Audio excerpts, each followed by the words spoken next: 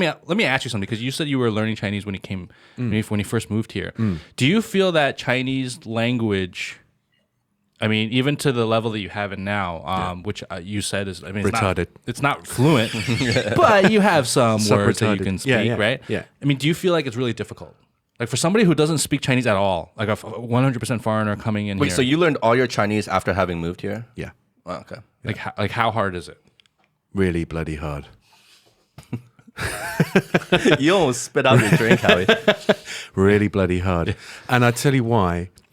On the face of it, Chinese is the most wonderfully logical language, right?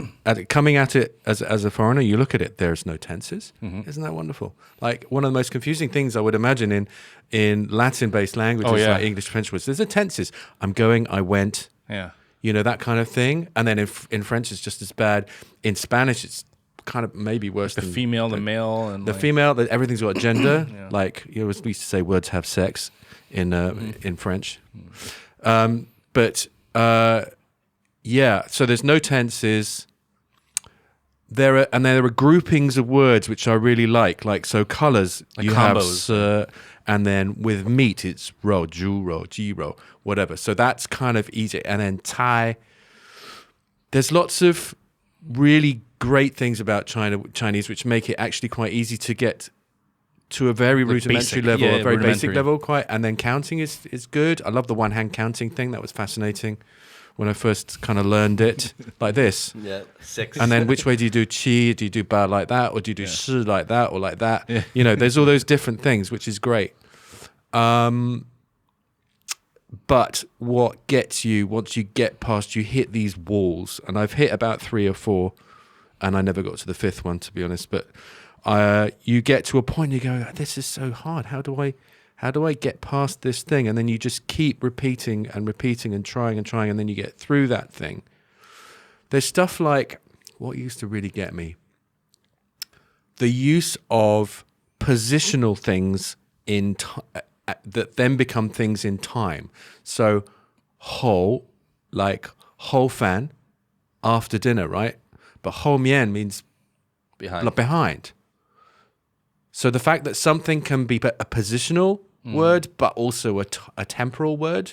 Oh yeah, that's 后面 and 饭后. Yeah. Yes. Yeah, 后面 Yeah, 饭 so 后. one is Yeah. is a time chronological thing, Yeah. and one is 爸 a 爸喜 positional thing. 欢喝茶 饭后 or 后饭 whatever 饭后 it is. 饭后 Yeah, Dad likes to drink tea after dinner, right? Yeah. I was like, well, hang on, but 后面 is behind, so he likes to drink tea behind dinner?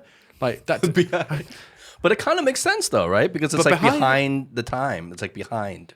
but it's in front of the time then, behind, because it's I like, guess. do you know what I mean? Yeah, So yeah. it's stuff like that that kind of gets So me. you know why? Is because we grew up with the words before and after, like having that certain meaning. Because I run into this all the time. Like when, for example, we're looking at a film, and I want the editor to go back, right? Like go back 往后, Yeah. right? Go Yeah. back like Go 5 backwards. seconds 后5秒. Yeah. But they go forward, like they'll go 后, like after Right, wherever the because they're cursor is. now, and that is where Yeah. they were before. Because 前 is Yeah. you know, so Qian then they'd mian. be like, I'm like, ho. I'm like, no, not that ho, the other ho. The other ho. Oh yeah. shit! Yeah. Okay. Yeah. I never broke it down like that. Yeah. So I'll get mixed up once in a while still, all the time. Because qian is before. Yeah. 往前, 往前, 往前, 往 But 后. like, okay, it's the same thing. So because in English it still translates. Because you feel like, oh, before that, right? It still applies. He would go. it's forward. still different. I mean, like I get mixed up all the time. But it is strange, right? There is like kind of like almost like these loopholes where it's like, Yeah.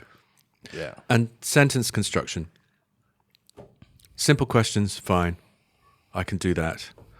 But trying to construct a kind of semi-complex sentence, like, can you come next week? Like, so what would it be?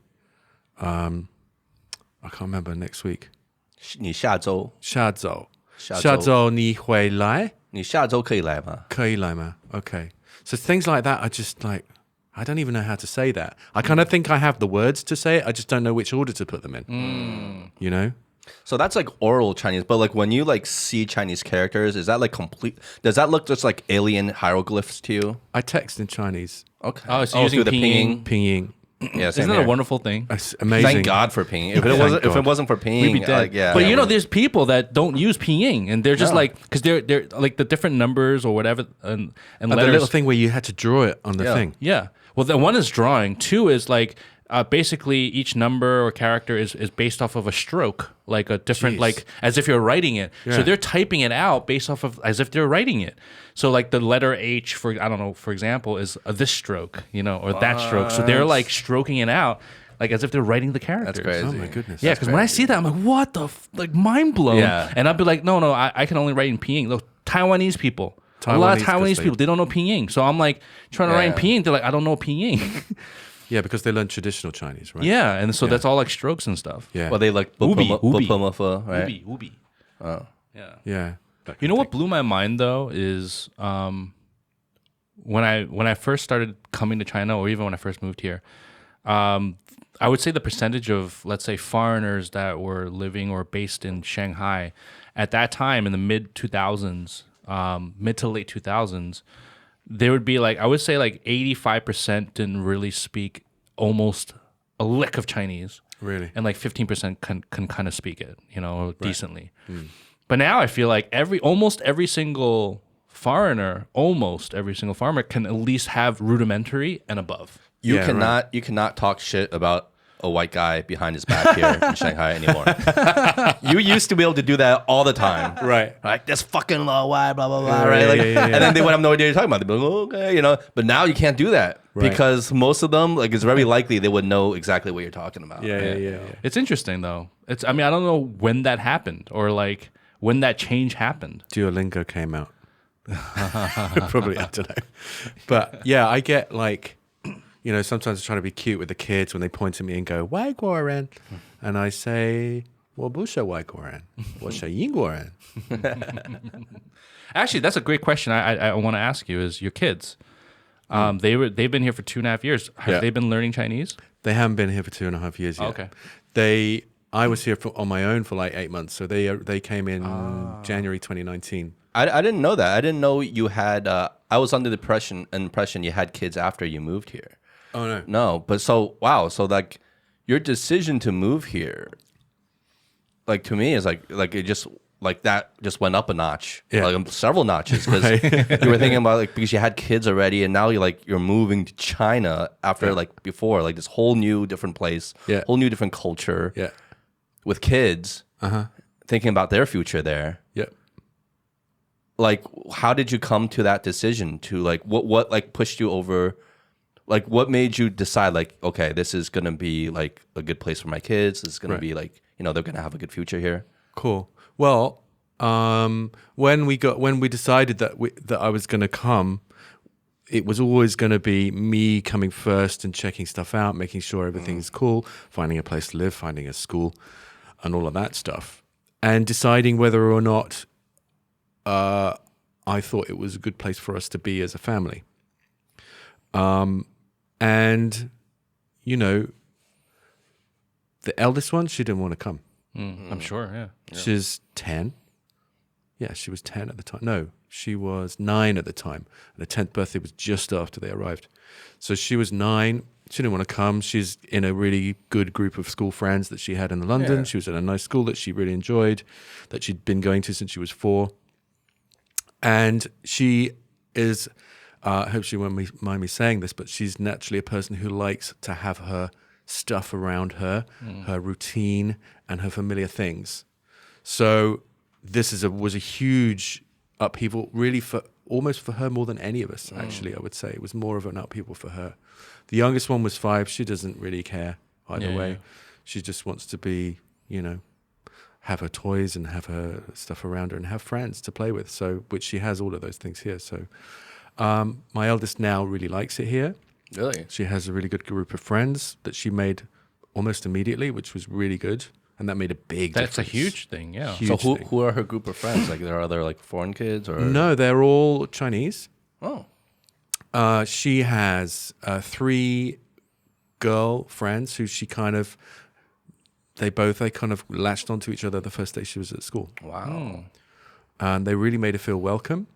They're all, I don't think they're ABCs, but two of them have definitely spent a long time in the US. So they all speak fluent English, which makes a big difference. But it's kind of annoying to us because we're thinking, well, it'd be great if you could speak more Chinese. Speak Chinese when that. And they go, no, we want to speak English. So I was like, oh, jeez.